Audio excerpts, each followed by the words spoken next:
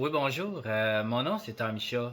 Puis aujourd'hui, ce que j'aimerais faire, c'est de parler un petit peu de comment suivre son parcours de vie ou savoir comment écouter sa voix intérieure. Tu sais, parfois, on va choisir un domaine par sécurité, puis par obligation, parce qu'on a des bills, on a des choses à payer.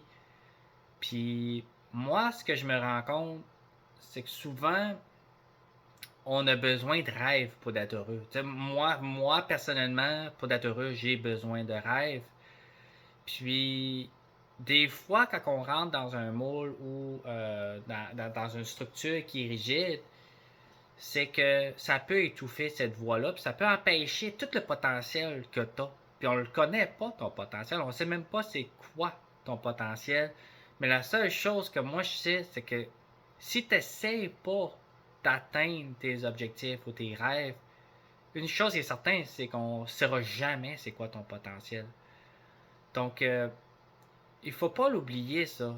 Parce que les gens de succès, c'est des gens ordinaires qui sont devenus des gens de succès. Oui, il y en a qui ont eu des héritages, mais la plupart du monde, ils ont commencé avec rien. Ils ont commencé avec zéro rêve. Même moi, dans mon cas, moi, j'ai été sur le bien-être social jusqu'à l'âge de 12 ans. À l'école, ils me disaient que j'étais pas intelligent, que j'avais pas des bonnes notes. Puis moi, je l'ai cru pendant longtemps, toutes ces histoires-là. Jusqu'à un moment donné, je suis rentré dans les forces armées canadiennes, puis j'ai décidé que je m'appliquerais, puis que je me donnerais à 100%. Puis moi, la raison que j'étais rentré dans les forces armées canadiennes, c'était pour investir dans l'immobilier. C'était mon rêve, c'était ma passion, puis tous les gens me décourageaient, tout le monde me disait, ben voyons Tommy, ça va pas marcher, c'est très risqué l'immobilier, c'est un investissement à long terme. Mais aujourd'hui, ce que je sais, c'est que ça a été dans les meilleures décisions de ma vie d'investir en immobilier, puis je suis tellement content de m'avoir écouté. Donc, pour revenir au début, je pense que c'est important de s'écouter et de ne pas s'oublier. Parce que on vit rien qu'une fois. Puis les gens aimeraient ça te mettre dans une boîte, dans un moule, puis que tu fasses affaire pour leur raison. Mais moi, je pense qu'il ne faut pas s'oublier dans la vie. Puis je pense qu'il faut rester honnête avec soi-même. Puis, en tout cas, le but, c'est ayez confiance en vos rêves.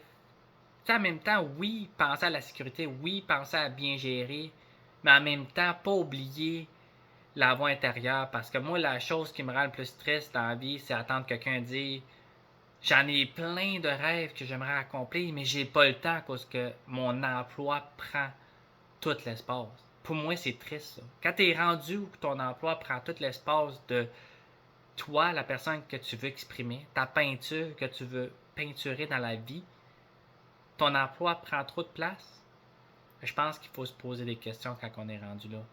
Donc, en espérant que ça puisse faire du sens, puis ça peut inspirer, parce que moi, la chose qui m'inspire le plus dans la vie, c'est de voir les gens inspirés à poursuivre leurs rêves à cause qu'ils me disent Tommy, tout ce que tu m'as dit dans ma vie, là, ça m'a aidé. Tu sais, quand tu m'as donné ce conseil-là, ça m'a donné de l'espoir, j'ai pris action, tu m'as simplifié les actions.